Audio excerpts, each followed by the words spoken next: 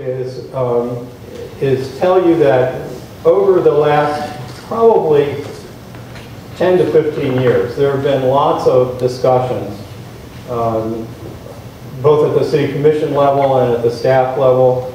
I see former city manager Dave Collier is here. I know that when I came to work for the city 7 years ago, one of the discussions was downtown parking and what the city should and could do about parking in the future. There was a fairly extensive parking study that was done in 2010. And from that study, we actually learned a fair amount about how parking performs in the downtown. We know that we've got a crush in the middle of the day during the season, and the rest of the time it's kind of hit or miss. People can sometimes find spaces where they want them, and other times they're not available and they're going to have to walk a block or two.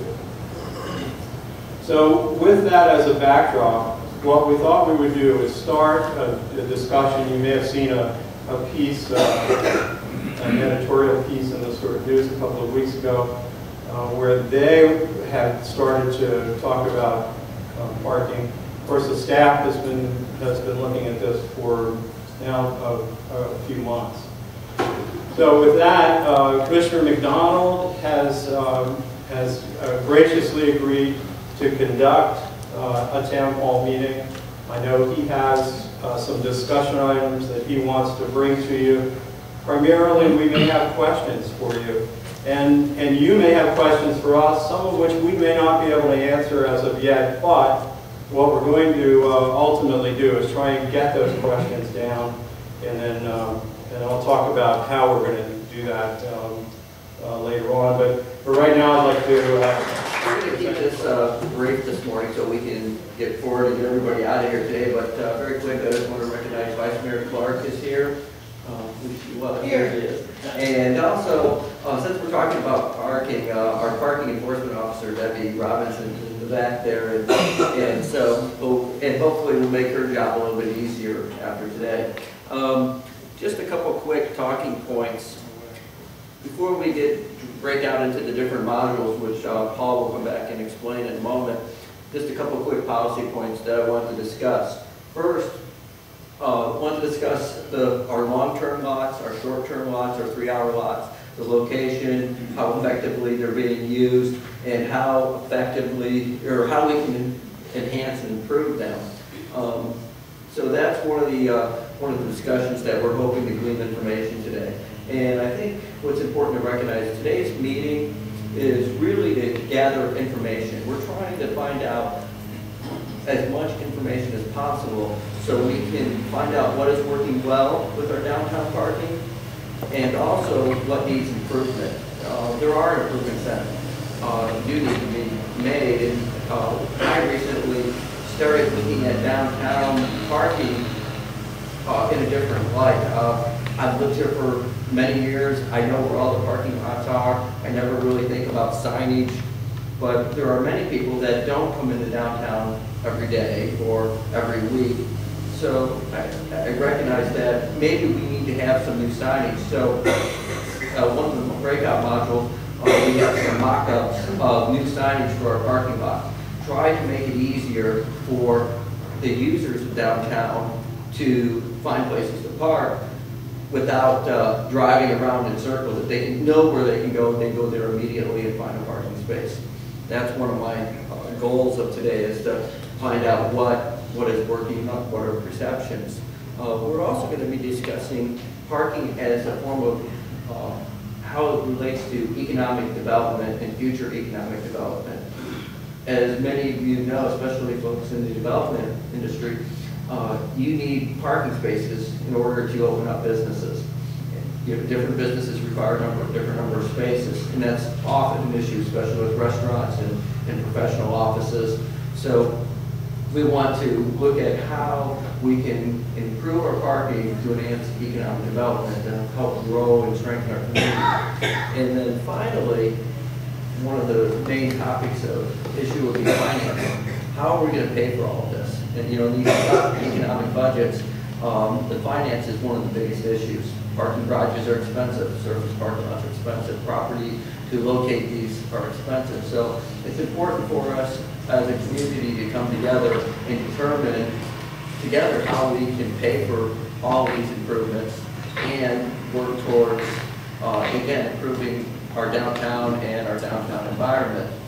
And again, like I said, I want to keep this very short. So, Paul, if you could just describe the modules, and I'll be available for any questions. Okay, well, first off, when you're looking at parking, as Troy mentioned, I mean, there are several issues that come to mind, but probably the ones that we've identified as questions, if you will, are the things that we have to know before we can actually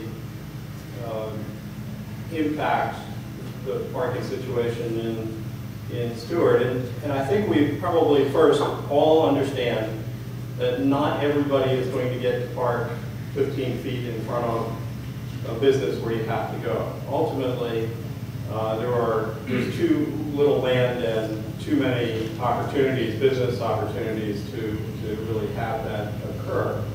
The question is, how do we ultimately park the vehicles that we've got? How do we then also accommodate all of the demand for pedestrian traffic, for bicycle traffic, for other forms of getting around the downtown on our tram system?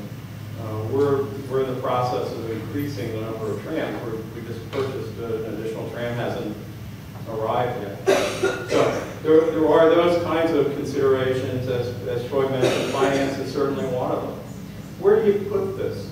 You know, is it one type of lot? Is it a structure? Do you capitalize on street parking? And do you do all of those things?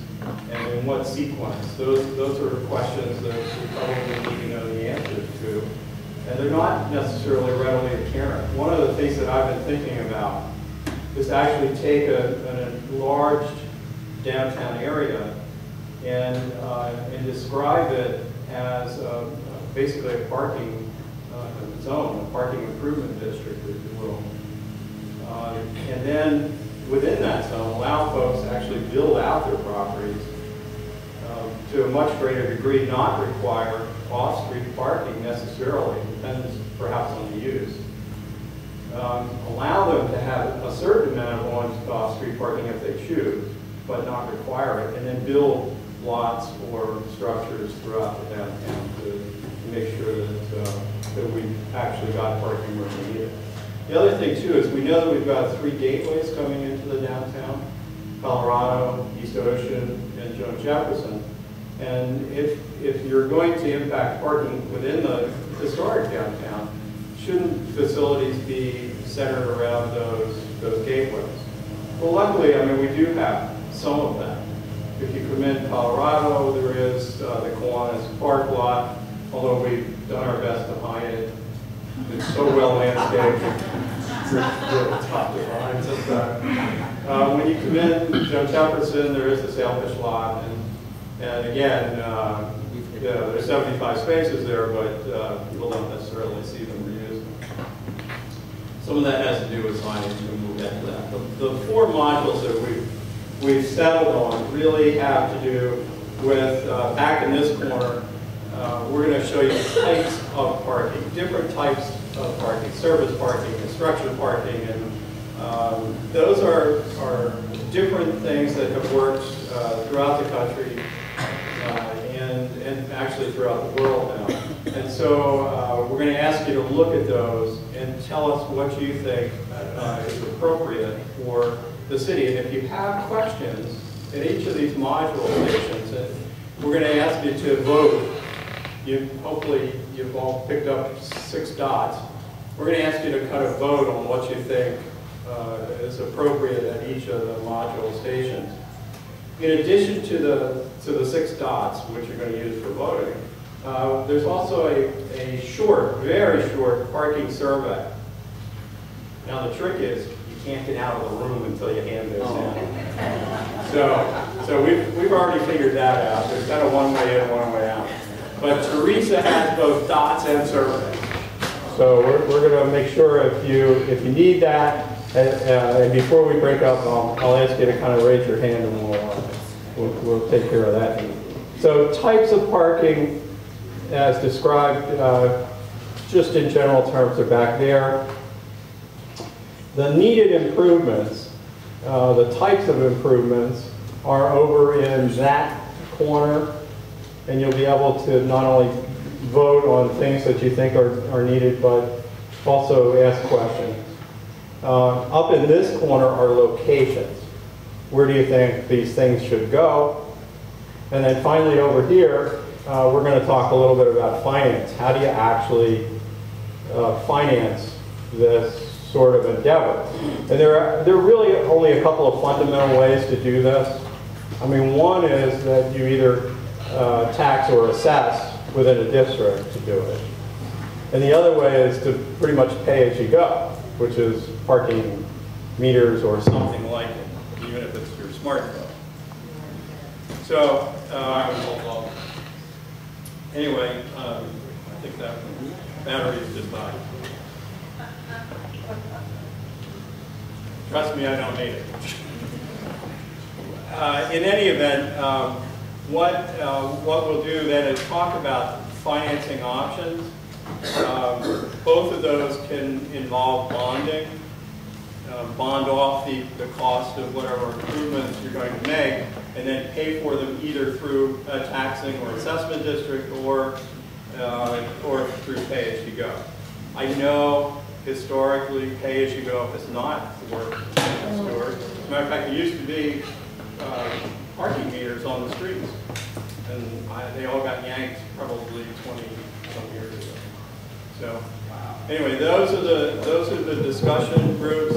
And what we're going to do too at each location is have a scribe, somebody to be able to, thank you for, somebody to be able to write down the questions, and hopefully if we can't answer the question, we're going to get an answer to it, because as we go around, I expect this won't be the only meeting we have to discuss parking.